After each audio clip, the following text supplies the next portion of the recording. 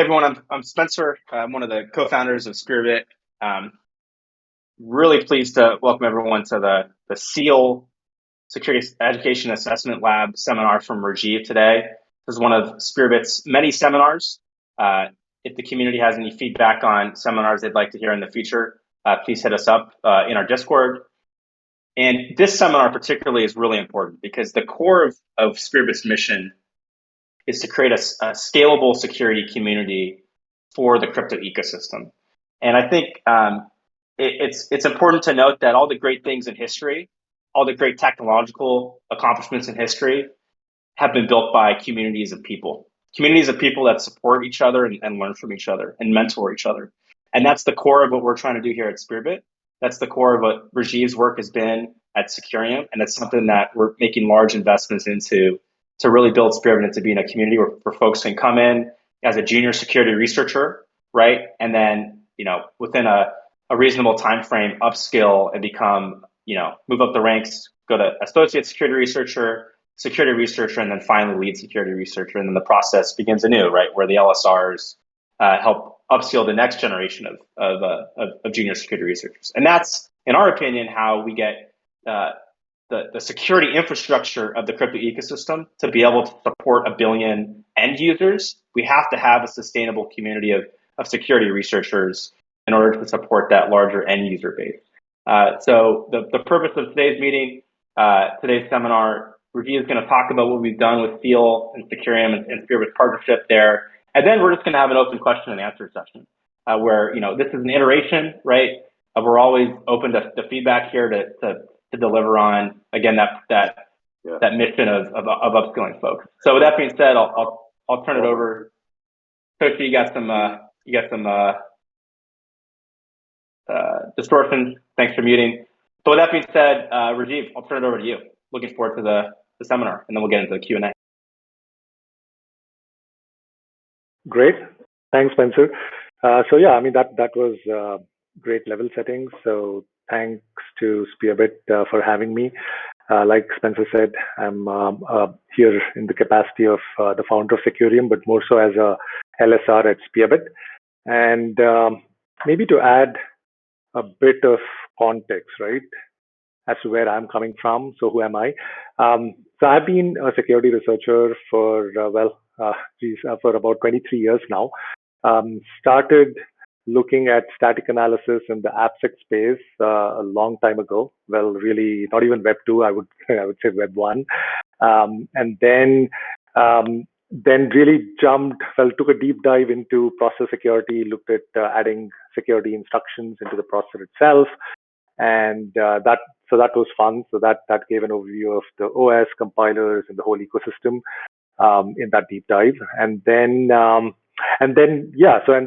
I dabbled in a couple of other things, really bumped into blockchains about 6 years ago. And that took me down the rabbit hole of Ethereum, smart contract security. And that's when I had a stint with Trade of Bits, where I contributed to their Slither tool. And that is when I realized the challenge that Spencer mentioned, right? I mean, if you really want to scale to, if we believe in this whole mission of decentralization, the blockchain, and all the goodness that it brings, then we really need to, security is obviously a fundamental part of it, right? So scaling security itself is a huge challenge. So that's sort of what motivated me to create Secureum. And some of you may be familiar with it. I'll talk a bit about it later. So Secureum started about more than a year ago now, and then fantastic collaborators. Spearbit has been a big part of that, and so since then I've been really part of the ecosystem, working with Spearbit and many other leading communities and firms in this space. So that's where I'm coming from. So I'll be hopefully bringing in some of that context into this seminar today. All right.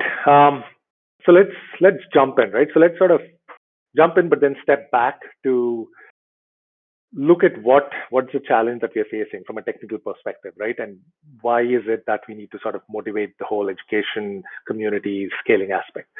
So security, for those of you who have been in it, right? We tend to look at systems really as layers of Swiss cheese, right? And this is what you see. I mean, this is like a stock image. You Google Swiss cheese security, this is what shows up, right? So you have many layers in typically in any systems, right? And each of those is a layer of cheese, right? Swiss cheese in this case because it has holes, mostly unintentional. And as you can see in this, right, they call it hazards, and then you have all these arrows, trying to get through the systems, trying to work their way into the Swiss cheese layers. And there are some mitigations that are stopped at different levels. As you can see, some of those lines are blocked. But then there are ones that actually make it through all the holes in all the layers, right? So those are the ones that are not prevented. So those are, I mean, if you think of holes as vulnerabilities, then the arrow that actually makes it through all the layers is an exploit. So those are the ones that can actually exploit and cause damage to the system as well as the users, right? So this is how we tend to look at it. All right. So how does this look in the crypto space, right? And crypto space, for many reasons, the losses, the exploits are felt immediately. They're economic in nature. So unlike in the Web2 space where we might lose some data, and we might see the after effects, or not, in the future, right? In the crypto space, if you have your tokens or whatever your assets stolen, it's immediate. It is mostly reversible, and given the threat model that we function in, which is the Byzantine threat model, so there are users there who could become abusers. So there are bad actors, there are vulnerabilities, there are exploits, and many of them get away, right? Which is why you see this wanted poster, right? So they've gotten away, and there's no way to sort of get those assets back. Yeah. So this is really the Wild West, and I mean, I call this the ugly, bad, and the good. So Wild West as a genre of movies, there's a classic, the good, bad, and ugly. But then as security folks, we tend to look at the sort of the worst things first. So we flip it over. So let's look at what the ugly part of this is, and then we'll go to the bad, and finally we'll be optimistic and look at the good parts. Hoping for a better future. So what's the ugly part, right? So if you go to DeFi Llama, I mean, there's one of the statistics. You can look up many sort of scary charts like this. The ugly part is that the impact is real. It's been happening, right? For those in the space, this day in and day out. Hacks happen, exploits happen, assets are lost. And in this case, you see that, I mean, this is one statistic, right, from DeFi Llama. Billions of dollars lost. And you can look at DeFi and bridges. I mean, we can get into those later, right? And if you look at the chart to the right, so you can see, I mean, this was really paying attention to the statistics in the last, or the exploits in the last year and a half or so, right? And this is, again, looking at, we won't get into sort of the details of this, but the only thing that we need to be impressed upon in this case is that the losses are real, and they're really huge, right? Billions of dollars. And they're happening every day, week, month, and so on, right? So this is the ugly part. And what is the bad stuff that makes this happen, right? So let's look at some of the sort of split hairs here. So if you look at the frequency of hacks, again, this is one source of data, a different source of data, and they took a bunch of smart contract. Well, they took a bunch of Web3 hacks, and they sort of categorized it into 4 different parts: smart contract, protocol, infra, and ecosystem.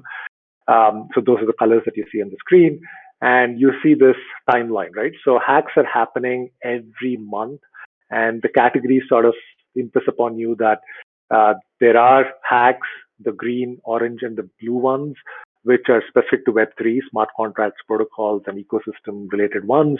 But there are also the red colored parts, which are really the infra parts, right? And in this case, they are private keys, um, uh, loss of private keys, and any other infrastructural things that you might really see that's sort of off chain, right? That you may see in the Web2 space as well. So all these kinds of hacks are happening all the time. So none of this should be really news to you if you've been in the space. And the fund stolen is also very real, right? And like I said, the magnitude is in millions of dollars depending on the hacks. And if you add them up, they go to billions of dollars, right? So that's the bad part. And we may say, okay, why is this the case for Web3 and not for Web2 for those of us who have seen the security aspects there? So my hypothesis has been that, okay, there are maybe 10 key reasons for this. We won't dive into this. I've written about this. So keys and tokens, Byzantine threat model, which is huge. Then the space is supposed to be unstoppable and immutable, right? Technically, philosophically. Then we have new architectures, languages, and tool chains, which I'm sure you would have seen. Open source and transparency, so there's no hiding behind, obscurity. The security by obscurity is really not an option here. Pseudonymous teams and DAOs sort of affect the culture, and that has an impact here as well. Composability makes your attack surface really explode. Then we have compressed timescales. So if you've been in crypto, one day feels like a month or more, both when shipping projects as well as in every aspect of it. Test and prod may have started as a meme, but it is a reality. And this is probably something very close to us, right? Audit being seen as a silver bullet when it is not the case. So a lot of these things, we can get to this maybe in the Q&A. So I'm going to sort of just steamroll through all this just to set the context for people who may not be familiar as some of the others. So let's get to the good part, right? So the good part is, though Web3 seems very different from Web2 from a security perspective, there are many things that are very, very similar. So we have done this, in the Web1 space, Web2 space. So security really falls into three buckets: prevention, detection, and response. Audits, all the things that we do, testing, fuzzing, everything is really in the prevention. We want to prevent vulnerabilities from being in the code or the system, right? That's the best thing that can happen. But of course, we all make mistakes, so things slip. Vulnerabilities exist in deployed systems, and then the best thing that we can do then is to really detect any potential. Well, we can detect vulnerabilities in deployed systems, right? Bug bounties and other things, but we can also do monitoring, right? So some of these things in the detection space are just taking off with OpenZeppelin, Tenderly, and some of the other teams. And then we get to the response, right? So if you're able to detect, then how do we respond? Or even if you can't detect, if there's an exploit, once we figure out that there's an exploit that has happened, how do we respond, right? So this, I think, is still very ad hoc in this space, but this is sort of three buckets that we really see security as for any system or any sort of phase, right? The Web1, Web2, Web3 again. So a lot of things to be done. And here is the good part, right? The good part, again, being optimistic, there are a lot of, some of the smartest people that I have met, you would have seen, are working in this space. You may recognize some of the faces and the characters on this. Many of them are part of the Spearbit community, right? So all these people are working on different security aspects at different levels of the stack, right? It could be at a protocol level, it could be in the app space, it could be in the infra space, different things. So many efforts being led by many of these teams and many of these people that you see. This is just a snapshot, so there are many others working as well. So that is good. And here's the good news for all the people who are joining this space, right? We need more people. We need more people, more new ideas, right? So what Spencer said about scalability, that's absolutely true, right? So that is, forget about being late. We are still very, very early in this space, right? So we want to, as Spencer said, Spearbit, Secureum, the whole ecosystem is very welcoming. We want many of you who are sort of dabbling with this, maybe doing this part time on the fence. We would, really, I mean, the space would really appreciate your effort, right? Either you're a developer or a Web2 security person trying to move it here. Many fantastic examples. We want at least orders of magnitude more people and more ideas to be implemented in this space, right?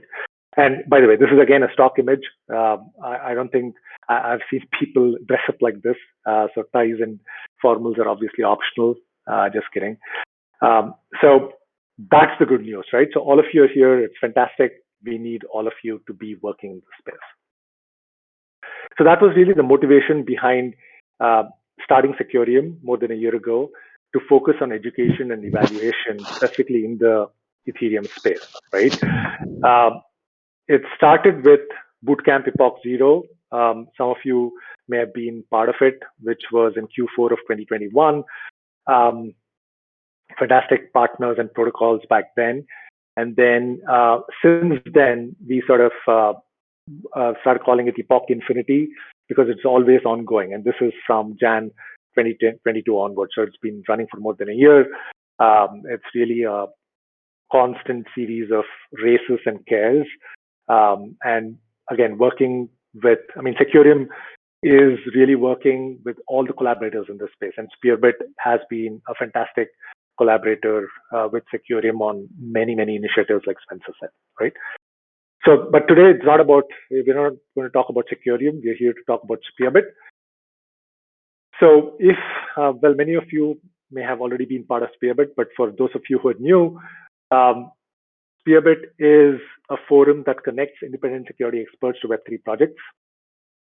And I've just called out a few of the well-known projects that Spearbit has worked with: OpenSea Optimism, Connext, Maple, but there are many, many others. And like Spencer said, Spearbit sources top talent from everywhere in the Web3 ecosystem, right? So it is really a community that is accepting top talent from any part of the Web3, Web2 security, Web3 devs, Web2 devs, what have you, right? Everyone is welcome. And this is something that I've seen. Spearbit has been investing heavily into mentoring new security researchers, and this is really the focus of today's seminar, right? Field, which we'll get into. And like Spencer said, so this is a nomenclature for those of you who are not familiar. In this Spearbit community, people start out as JSRs, junior security researchers, and then you have people, associate security researchers, and then lead security researchers, right? So that's the progression. People come in at different levels, depending on your experience and expertise. And there is always, I mean, things don't end with LSRs, right? So there's just so much to learn, even for the LSRs. We just have to keep learning. So that is something that is very sort of characteristic of Spearbit. So that's sort of a quick overview of what Spearbit does. And let's talk about the challenges, right? Not just from a Spearbit perspective, but maybe even broader. So the first challenge is, like I mentioned, is education. And this is a question that comes up pretty much on a daily basis in the Secureum Discord, I'm sure I've heard it from Spearbit from Spearbit folks as well. We'll have more Q&A on this towards the end. The questions are, okay, great, this is all good. What do I learn? Right? There's just so much, right? Do I start with Solidity? I'm new to the space. Maybe I've done Web2 security. I don't know Solidity, so I need to learn. I don't know Ethereum or any of the other blockchains. What do I learn, right? Do I have to focus on the language? Do I need to do development before getting into security, or the other way around, right? So all these flavors of these questions come up, right? And very understandable.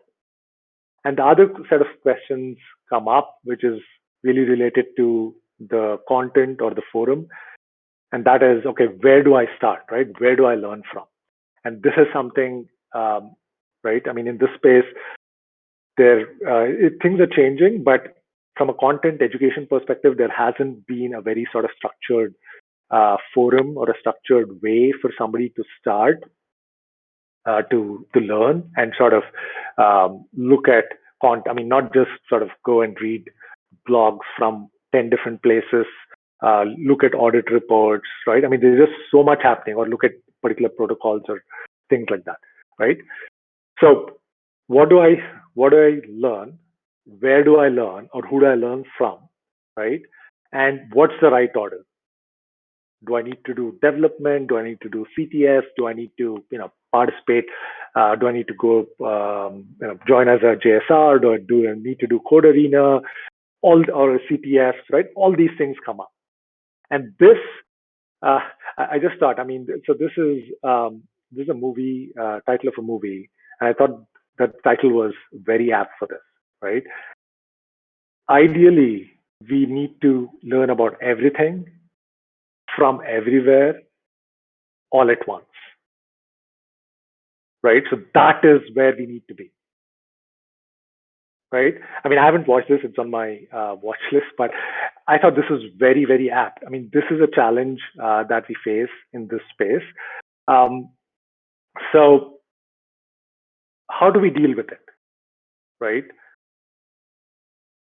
Uh, and this brings us to the topic. So, we deal with it by feeling with it, right? I mean, that's just a fun stuff. But uh, so let's dive into the feel part, right? Okay, how does feel sort of help with the education aspect of the challenge that we just talked about, right? So instead of writing in my own text, the Spearbit team earlier today tweeted out, I mean, a tweet storm, 8 tweets or so, fantastically captures everything that we need to know about this field, right?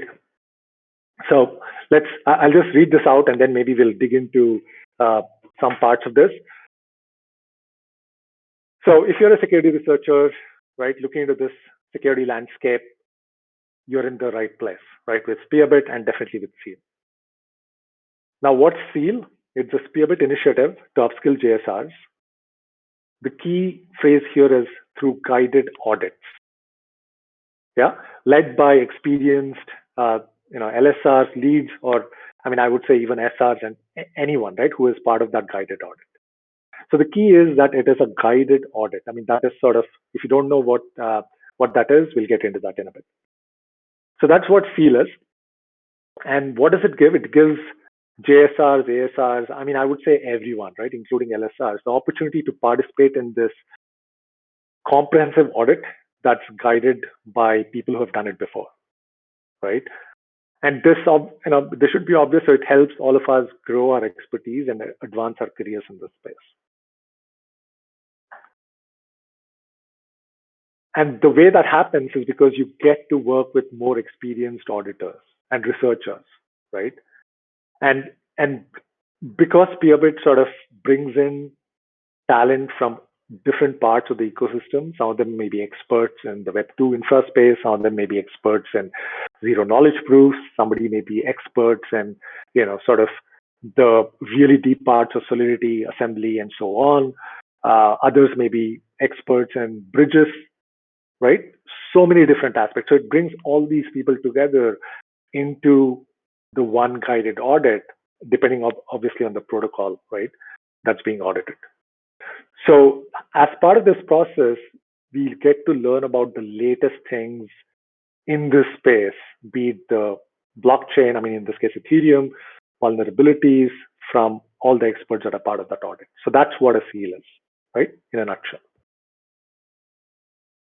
And this, yeah, so diverse backgrounds, different skills, different perspectives. And this maybe, contrast this with doing something solo, right? Learning by yourselves or doing an audit by yourselves, practicing by yourself. I mean, there is value to that because then you can go at your own pace. You can sort of pick and choose the format that works well. But in this case, you are working as a team, and that's really, really valuable for enhancing, for improving your own skill sets, right? I mean, so many perspectives that are brought into that particular time frame. So it's a collaborative effort, right? Contrast it with the solo thing that I just talked about. So it's a collaborative effort. So if you've been part of a Spearbit audit, then it's, I mean, collaborative is the right word. So the protocol team is present during the audit. The Spearbit team is there, and there is a constant. I mean, there's a channel that is there over Discord as well as GitHub, and there's a constant back and forth, right? So the protocol team is being asked about questions, any questions about their spec or their documentation or about the code, and they're giving you real-time feedback, right, about what their assumptions are or why certain things, certain design decisions were made, and so on, right? And Seal takes it to the next level. So in this case, the Spearbit team is not just collaborating with the protocol team, but we are also collaborating with each other this happens in any Spearbit audit, but with Seal, it's taken to the next level, right? And I say that because during the Seal, the expectation is for all the JSRs, ASRs, right, and the LSRs really to work in sort of this question and answer approach, right? So people who are like the LSRs, let's say, who are more experienced, right, instead of sort of just reporting issues, the idea is that we will be posing questions to the others, right, to the other JSRs or ASRs, right?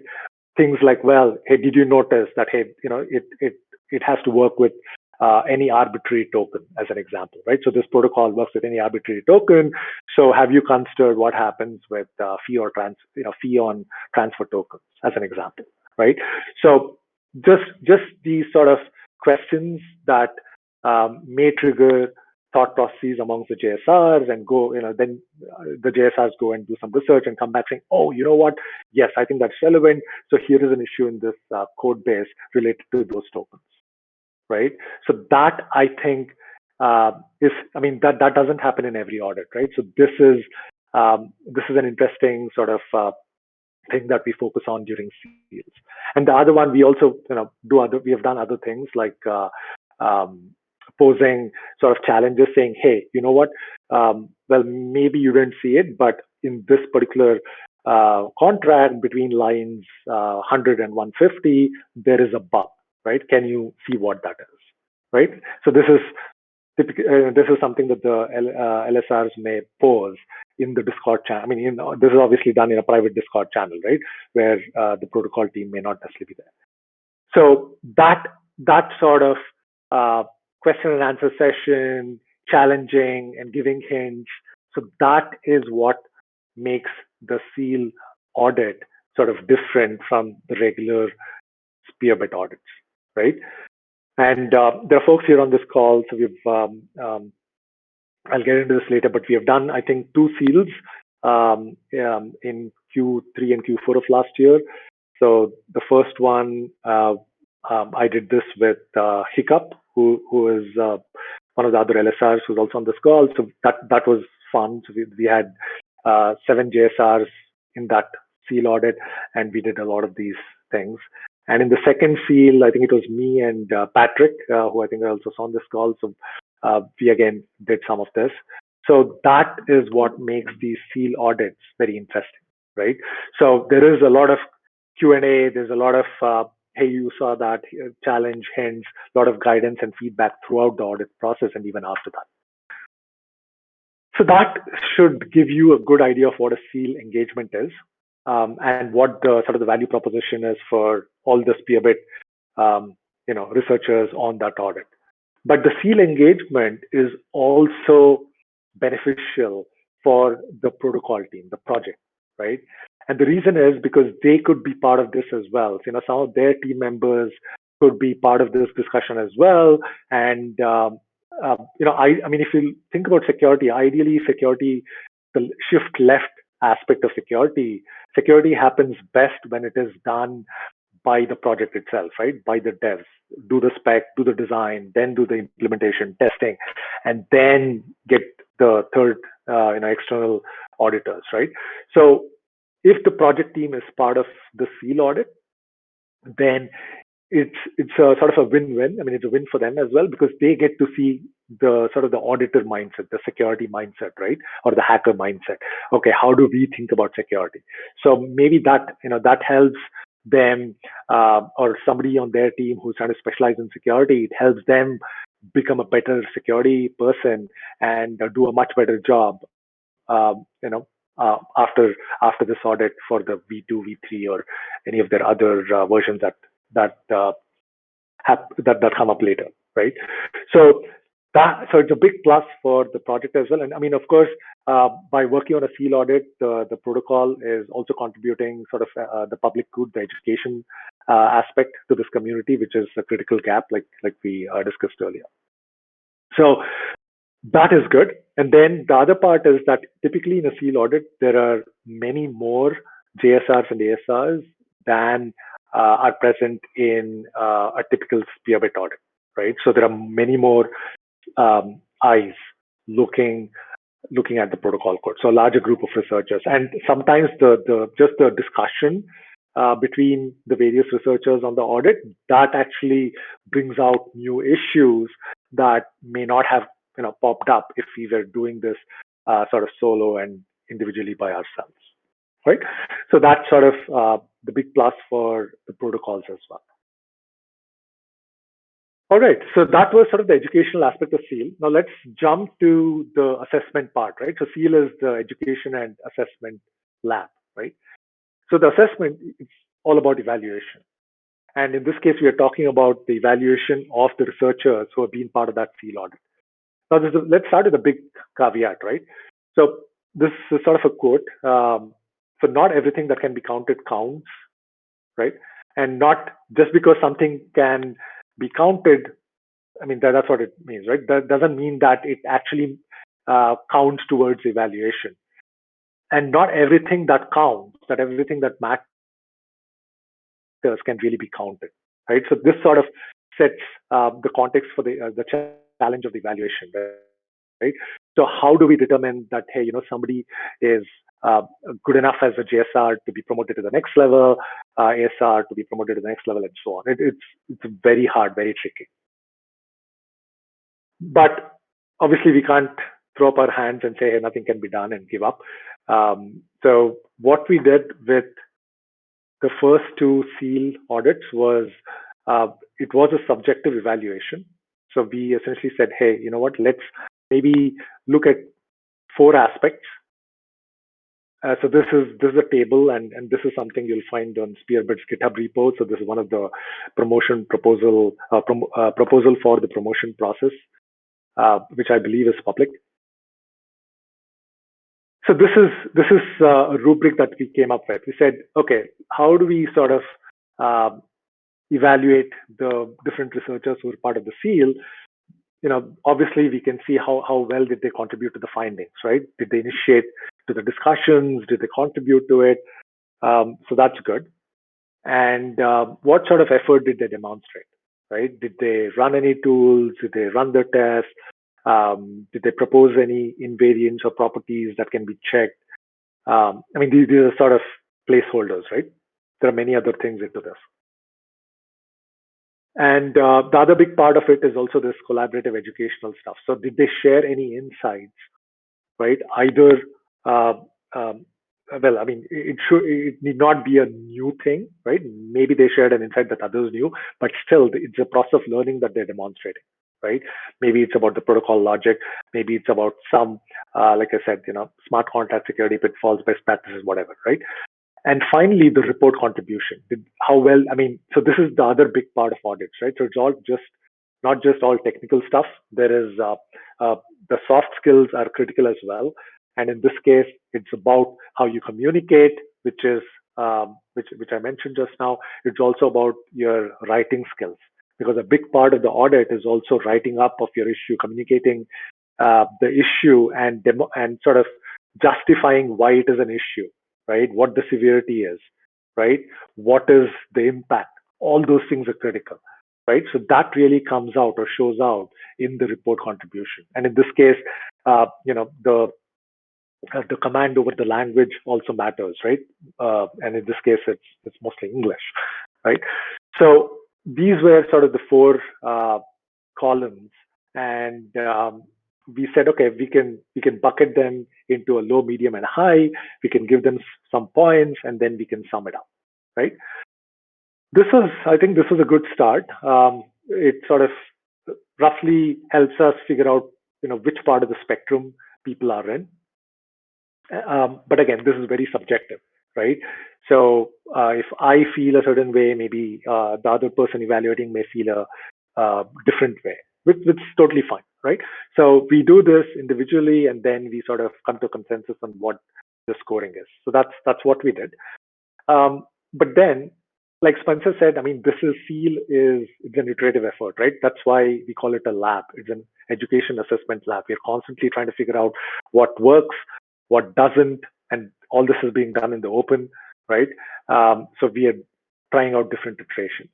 So as part of that proposal, what is now being discussed is this concept of seal and seal X. So seal is, we started out saying, hey, it's both education and evaluation assessment.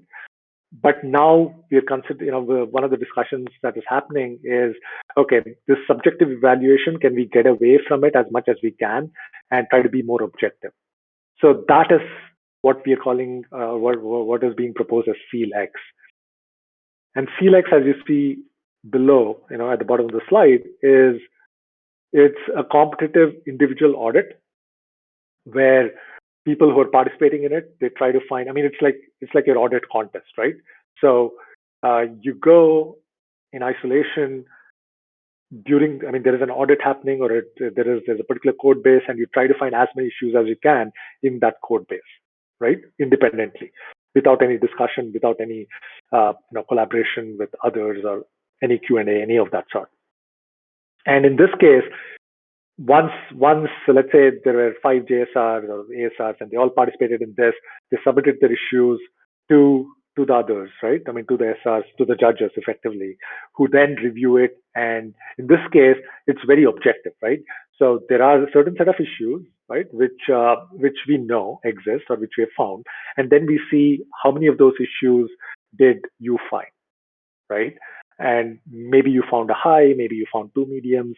And this way we get to see, okay, person X found so many high, medium, and lows. Person Y found so many high, medium, and lows, right? So that gives us a much better objective evaluation, right? So this is something that is being discussed, and we need to see how to how to roll it out.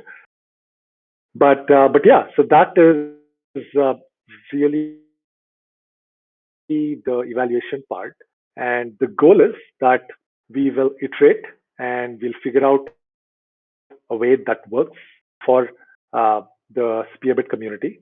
And hopefully we'll have a seal of approval from all of us, and we'll take it from there. So that's sort of what I had planned to present. And I think now we do have time for Q&A. Yeah, Rajeev, I'll go through the questions. Give me 1 second. So Reentrant had some questions. What will be the structure of the program? And then what is the selection process? I can speak to like the selection process really quick, and then Rajeev, Reentrant had other good questions about like how to prepare and the mentorship opportunities. Maybe you can answer those. But Reentrant, to answer your question, the selection process is you have to apply to Spearbit as a junior security researcher. Pablo's dropping some requirements in the chat in terms of there's the requirements document. We recommend you go through some of the Secureum curriculum, do a race through Secureum, get that NFT, and then that'll qualify you to apply the GSR. The GSR application process is pretty seamless. There's a technical assessment, there's a culture interview, a video call. We conduct vetting, KYC, and then you're onboarded. And then in terms of the structure, it's whenever Spearbit has clients that see the value in the seal, where we run audits, on actual, clients through seal. And that comes up quarterly, frankly. Rajeev, I'll turn it to you. The question for answer back on top of that was, what subjects would you recommend to prepare with, and how does the mentorship with the lead security researcher work? Sure. I think I may have touched upon this in the seminar, right? But in terms of the content,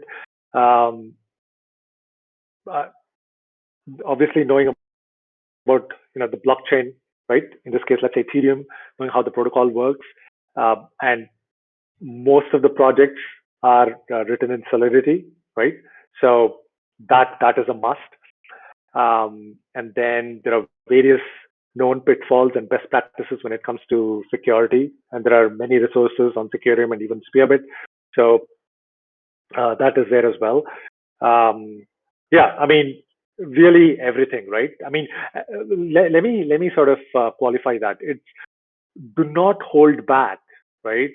Thinking that, oh, you know what, I need to know, all these, and I need to, finish every CTF before I can get started, right? So I would say do not hold off on it. And then if you look at the requirements on the Spearbit GitHub, right? So there's a long list of requirements, right? So try to do as many of those as you can, and then get started, right? So do not wait until you think, right, that you've finished everything else, because by the time you're done with that, right, there'll be some. I mean, this space moves so fast that it's like the Red Queen treadmill, right? You just have to keep running. You just have to keep learning all the time just to be where you are, right? So just keep doing that. There are, I would say, many sources, many resources. Do as much as you can. Then get your hands dirty by trying to apply, like Spencer said, right? The technical exercise. And there are other places where you can do contests in this ecosystem. Go try that. Look up the previous audit reports, which is a fantastic sort of gold mine, right, of issues. And there are so many of them, right? So do as much as you can. And the second part of that question was what? How does the mentorship with LSR? Yeah, exactly. How does and maybe a follow up to that would be like, how would a JSR get the most out of the mentorship? What can they do to get the most out of that mentorship? Yeah, I would say the top thing would be just ask as many questions, right? I mean, yes, do not just spam every thought, but then security is really about asking questions, right? And some of them might appear to be really fundamental, but that's okay. I mean, that is really where the education aspect matters, right? So ask questions. And one of the other things that comes up often is, oh, what's the secret sauce, right? What tools do you use, right? How do you approach a protocol, right? And you ask 10 different people, maybe they have 10 different ways of doing it, right? And there are not many tools in the space. And frankly, most of auditing is manual today, right? I mean, we're getting better. There are tools.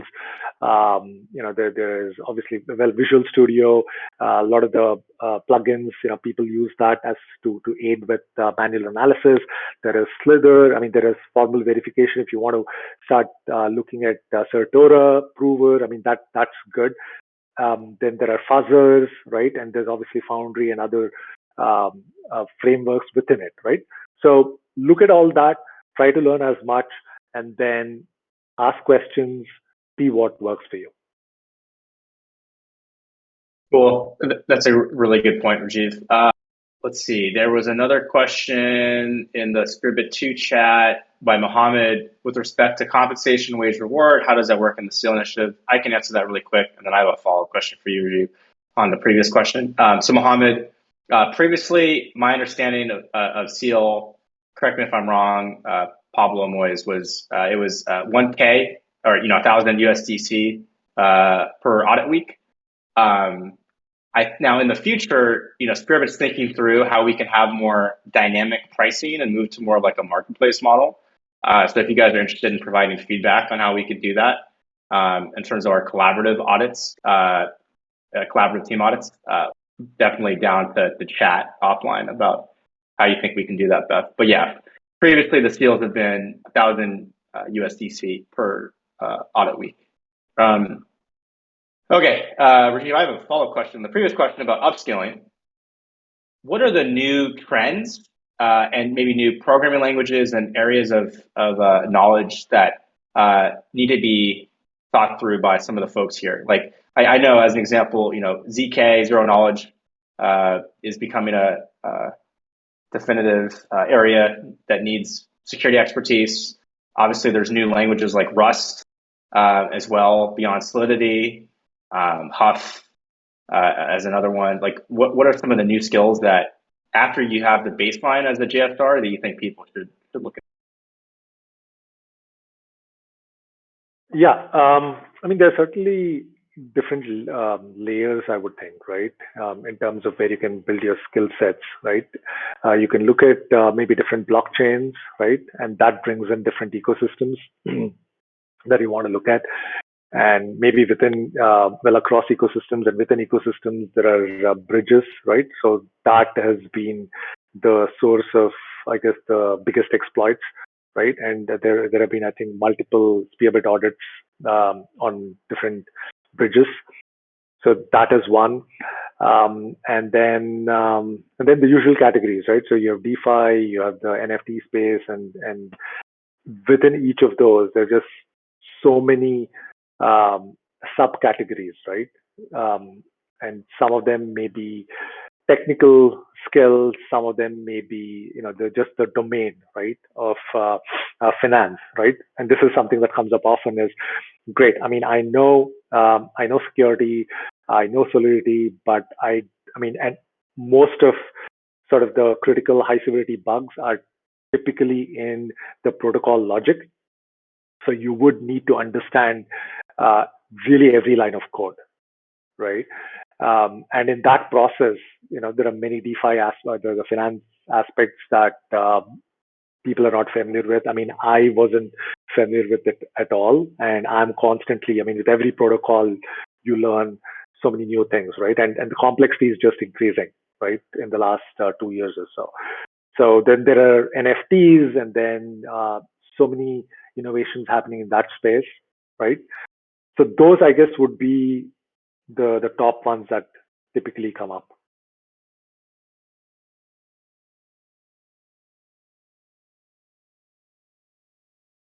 Got it. Anyone else in the crowd have any more questions?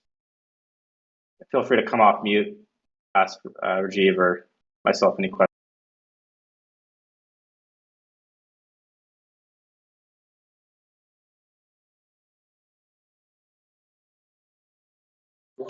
Yeah, sorry if this has been asked already, all covered in a different section, but I think one of the main challenges is having like a structured approach to an audit.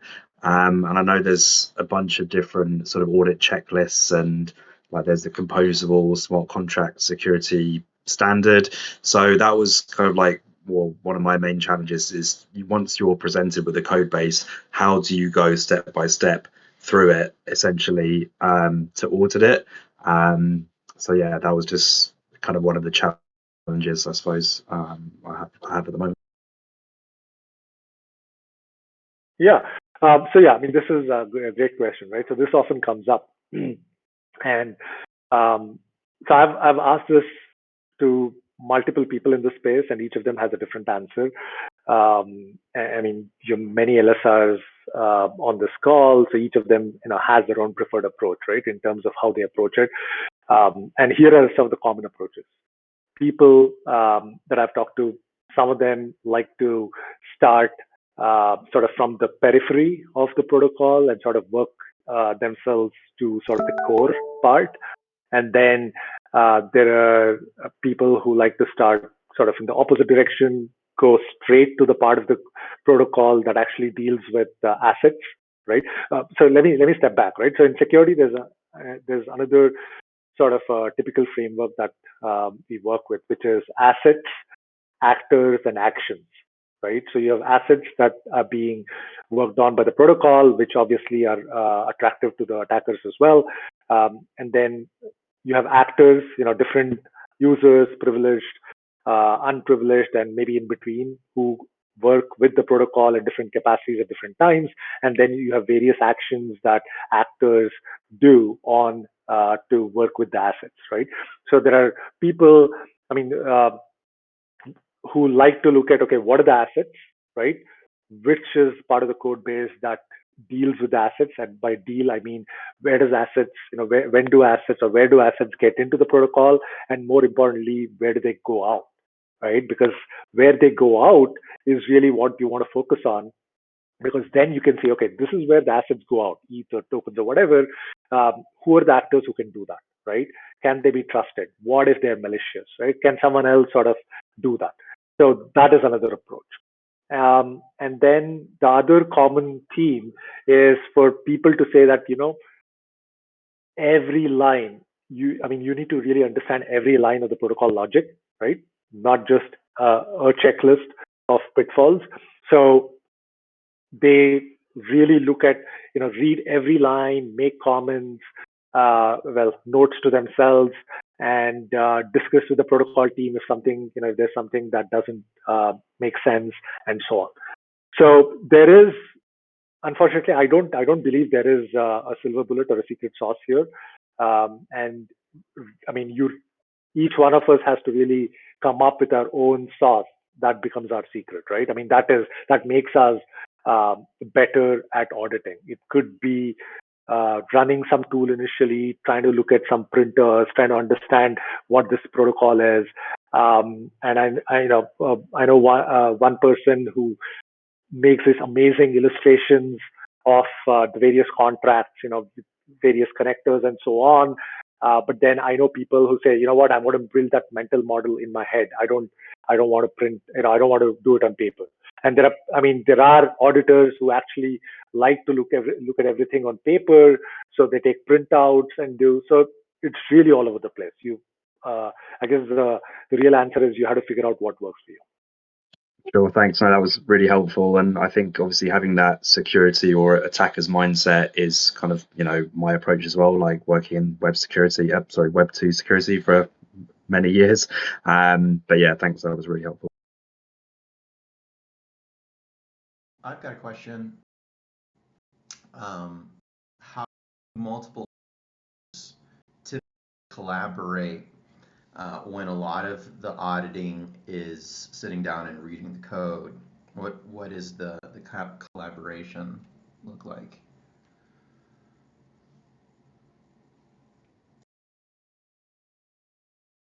Yeah. So let me make sure I understood the question. So when you're saying when a lot of the audit is really looking at the code and understanding it, what does a collaboration within a seal look like, right? So in this case, yeah, okay. So in this case, it's again, right? I mean, there is no particular structure that is uh, that that is recommended, right? But in this, some of the things that we have seen is, okay, you have a question, and maybe you're thinking about it and you're not sure, so you can maybe check with your team, right? Put it on the channel, see what others think, right? Or maybe you think, okay, there is a lead towards a certain bug here, and you're not able to fully sort of see it. Maybe share that with the team. Somebody else sees it, right? Or the other way around, right? Or you see something, you're very sure, and you want to double check. Maybe I've missed something. So I say, you know what? I think this is a bug. Can you double check, right? So that is sort of what the collaborative aspect is. It's really going back and forth between the various team members who are part of that seal effort.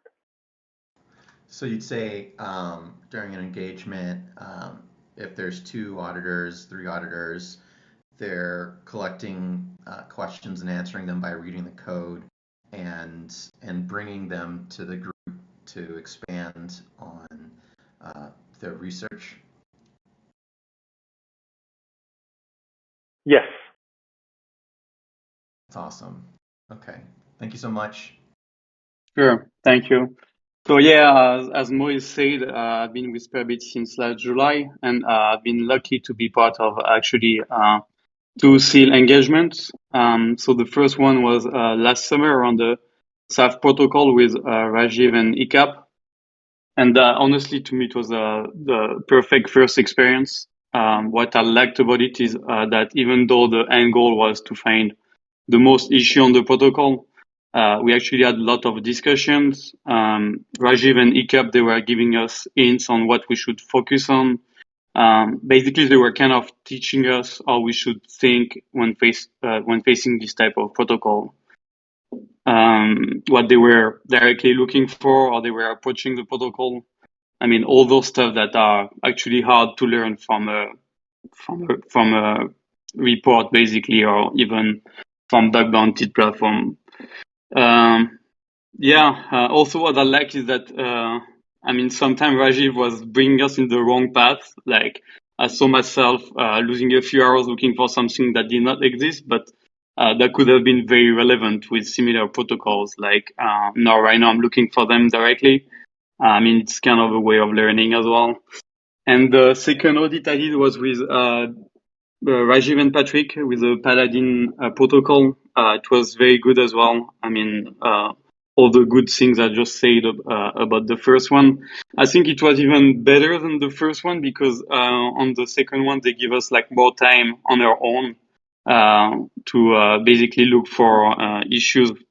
Because the first few days on the first one, we kind of discussed directly and on the second one, they just give us a few days like to learn, I mean, to find issues on our own and after a few days kind of share what we found and also what I wanted to say is that during both seal engagement, like I mean, I've done a few audits before with Spearbit and I mean, they were great as well. But during the seal engagement, we are heavily communicating. And I think in both engagements, through all those communication, we found some issues that maybe we would not have found without. So I guess it kind of proved that I think communication is important during audits. It can help each other find bugs that we wouldn't find otherwise. I mean, honestly, I had a great experience with both and highly encourage people that have the occasion to jump for it. They will learn a lot and they will enjoy it. Yeah, that's about it for me.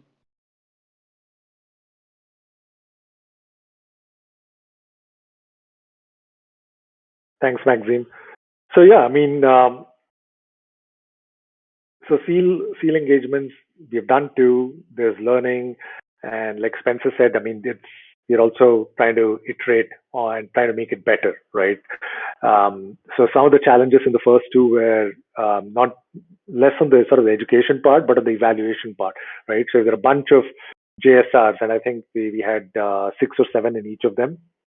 Then how do you assess, right? I mean, if everything is being discussed, then it's hard to sort of track down, okay, person X actually came up with this finding, or they thought of it and they discussed it, but then, the other person actually carried it through and actually explained how it is an exploit, how it can be exploited, right?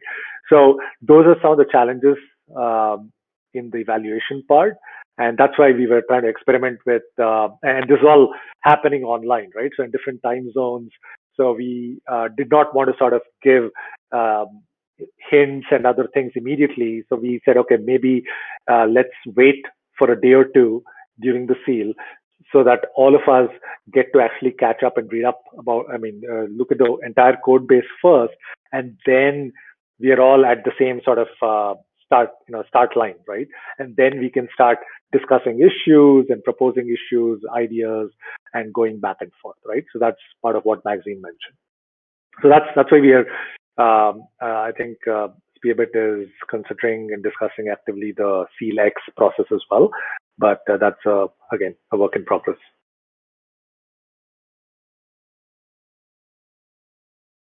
Cool. Any more questions?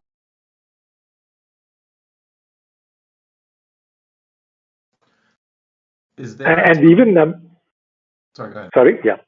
I was just going to add. I mean, if people have ideas about what they think is missing, right, in what we have explained about Seal or anything else, right?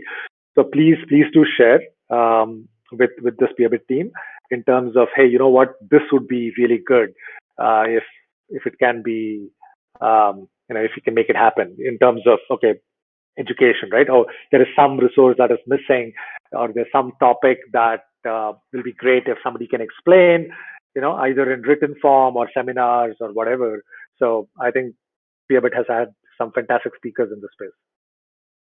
Sorry, what was the question? Was that a question that I interrupted? Yes.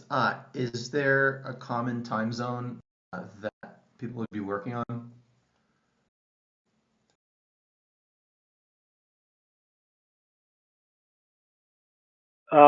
Not that. What do you mean? As in for seal audits in particular, or for Spearbit, or for something else? Because this is really happening. Yeah. What is it? Yeah, for Seal.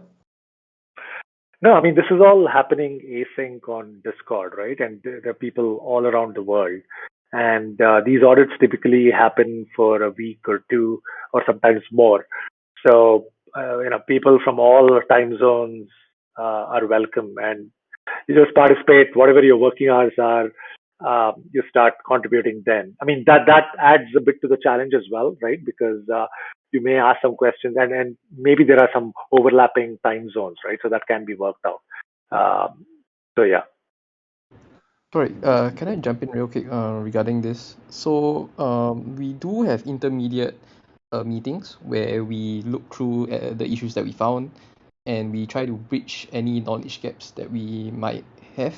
So if, let's say, 1 week into the audit, then we would have a like meeting on Google Meet, and we'll discuss like what we know about the protocol, what areas that we are looking at the moment, and we'll look at the issues that we have raised already. Yeah. So, and also there's also the kickoff and closing meetings with the client, where we'll present our findings with them, and we'll run through what we've found. Thank you. Yeah, great point, Hiccup. Hey, Hiccup, you and Patrick, I think I saw you on the call here. So would you like to add or share anything that I missed about the seal and this whole process from your Not perspective? really. I think you did share most of what I would have said. How Seal is pretty how Spearbit's very collaborative. I think I guess it would be good to hear like from a perspective of an LSR, right? Like what do we do, right? Of course, we throw questions, we post challenges, as we look at the code base. I think what's important is to help everybody get up to speed, to try to build that mental model as quickly as possible.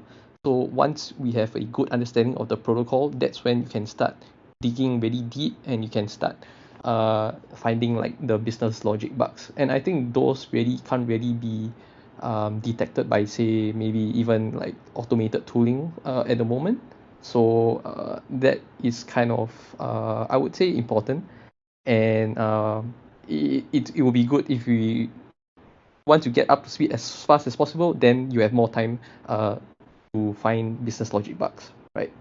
And the other point about having certain vectors that we might have missed, and that can only be arisen through discussion, I think that's important, right? Where it really stresses the point of communication, right? Communicating, maybe, for example, it could be as simple as what part of the code base you are looking at, and trying to explain like what your thought processes are, questions that may arise. So like, what do you think about this portion of the code base?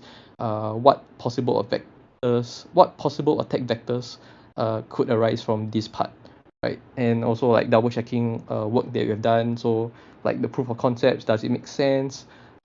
Is there, and could there be other issues that arise from it? Yeah, great points. Thank you. Patrick, would you like to add anything to that?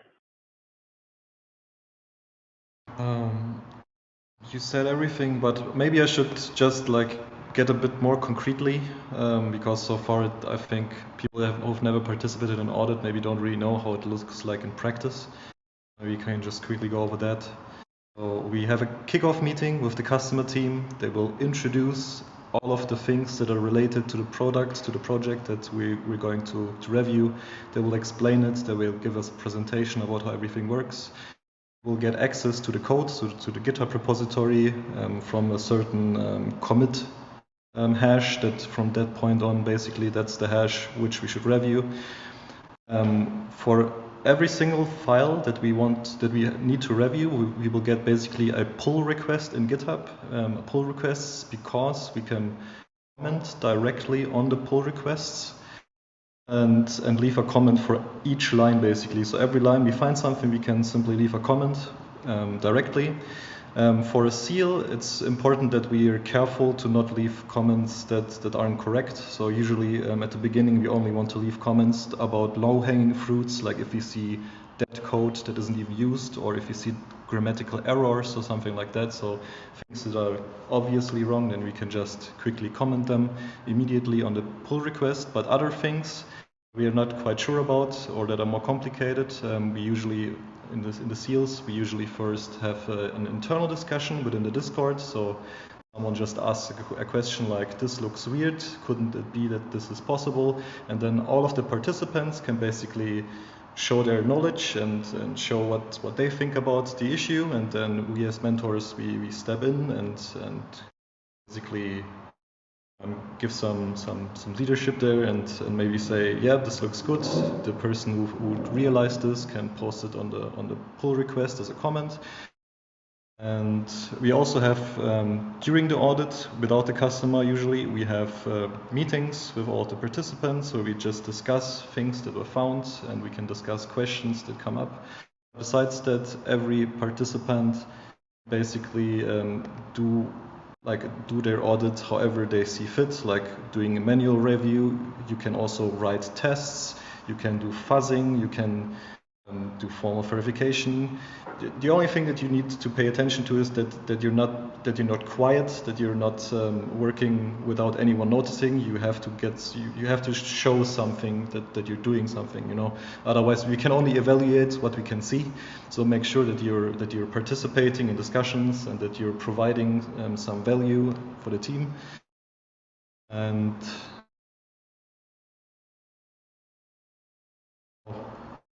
sorry. I don't know where you lost me. So, as I said, the most important part was basically that we can only evaluate what we can see. So be sure that that you're vocal, exactly as Squad said, that you're vocal and that you share what you did, even if it's like even if you only wrote automated tests. Be sure to share those automated tests so we can take a look at what you did. And we will evaluate your participation, and towards the end of an audit, all of these pull request comments will be converted into GitHub issues, and each of those GitHub issues will become one finding in the final report PDF file, basically. And we want you to help us write each of these issues, and obviously these issues should have like good grammar. They should be like grammatically correct, and they should sound well, because this is going to be public potentially if the customer decides to publish these and so on. So these should be high quality, and we will evaluate your participation in creating those reports as well. And at the end, we will have a close-up meeting with the customer where we will go through the most important issues with the customer and the issues that need to be tackled by the customer, or that we feel that need to be tackled by the customer. And that's pretty much it. And in the end, there will be the evaluation where we will evaluate each of the participants. And I think I covered the whole seal. I hope that was helpful. Brilliant. No, that's I think that should have been really helpful for people who are not aware of the flow, right? And in this case, exactly as Patrick said, there are many steps, and there have been learnings as well in terms of specifically the evaluation part, right? So that is tricky. And as you can see, right? So for the LSRs or SRs, any of the researchers who are sort of helping and guiding the junior researchers, there is a lot more work, right, as opposed to a typical audit. So it's not, I mean, there are questions, so we'll be responding to that. And then, like Patrick said, there's going to be different channels on the Discord where the issues are hashed out, potential issues are hashed out before we agree that, hey, what, this is good.